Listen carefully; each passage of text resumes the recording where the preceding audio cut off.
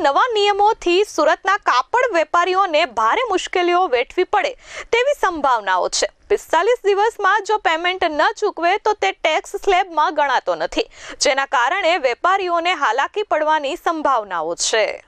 MSME સંબંધિત નવા નિયમોના કારણે સુરત શહેરના કાપડ બજારમાં વેપારીઓને ભારે મુશ્કેલીઓનો સામનો કરવો પડી રહ્યો છે। ખાસ કરીને ઇન્કમ ટેક્સની કલમ 43 BH હેઠળ 45 દિવસમાં પેમેન્ટ કરવાની ફરજિયાત જોગવાઈ ટેક્સટાઇલ વેપાર માટે બોજરૂપ બની રહી છે। આ નિયમ મુજબ જો ખરીદનાર વેપારી એમએસએમઈ તરીકે નોંધાયેલા સપ્લાયર પાસેથી માલ ખરીદે છે તો તેને 45 દિવસની અંદર પેમેન્ટ કરવું ફરજિયાત છે। જો નિર્ધારિત સમયમર્યાદામાં ચૂકવણી નહીં થાય તો તે ખર્ચને ટેક્સમાં ક્લેમ કરી શકાતો નથી।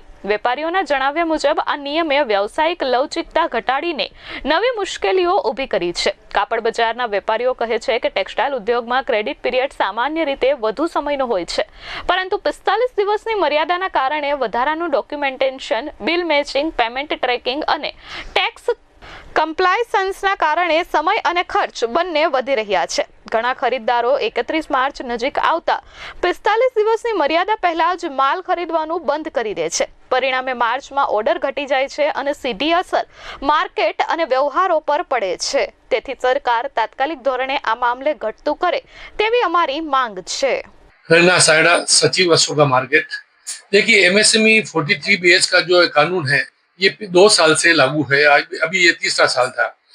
सरकार लाई तो अच्छे मन से कि जो भी एमएसएमई रजिस्टर्ड छोटे उद्यमी है उनकी पेमेंट साइकिल टाइम पे मिल जाए, क्योंकि कोरोना काल के अंदर एमएसएमई रजिस्टर्ड छोटे व्यापारियों को बहुत दिक्कत पड़ी थी, क्योंकि वो अपना पेमेंट है अपने कारीगर को, वर्कर को टाइम पे नहीं चुका पाए थे। इसलिए सरकार ये कायदा लेके आई। कायदा तो लेके आई, लेकिन इसके अंदर कोई भी कायदा लाती है तो उसमें कोई ना कोई कमियां रहती है।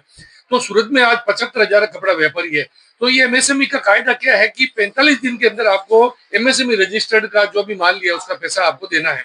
तो 45 दिन की साइकिल है वो घूमती नहीं है हमारे माल की, क्योंकि हम जो भी बाहर गांव माल भेजते हैं तो 15 दिन तो माल को ट्रांसपोर्ट में और उसके व्यापारी के गोडाउन में पहुंचने में लग जाता है, और वो 15-20 दिन खोलने में लग जाता है। तो वो 15 दिन के बाद में पेमेंट नहीं करेगा जब तक उसका माल नहीं बिकेगा। तो ये साइकिल को हम सरकार से बार बार अनुरोध कर रहे हैं कि इस धारे को आप 75 दिन कीजिए, जिससे क्या है व्यापारी हमारा माल सही ले सके और टाइम पे हमें पेमेंट भेज सके। और ये कायदा जैसे ही मार्च एंडिंग आता है तो इसके अंदर जो भी अगर आपने 45 दिन में पेमेंट नहीं चुकाया तो वो आपकी सरकार उसके परचेज को है वो कैंसिल कर देगी, और उसके बेवज में जो भी आपका प्रॉफिट है वो आपको देना पड़ेगा, वो अगले साल जोड़ेगी। तो इसके चलते क्या होता है, बाहर गांव के व्यापारी है वो हमसे माल लेना कम कर देते, 1 फरवरी से, मतलब जनवरी एंड से फरवरी से चालू बंद कर देते।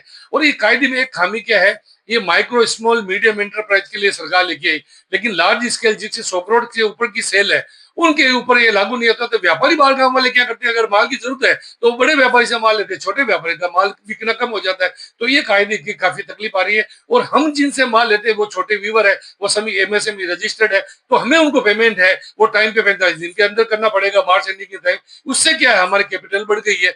कुल मिला के इस कायदे में सरकार को सुधार करना चाहिए।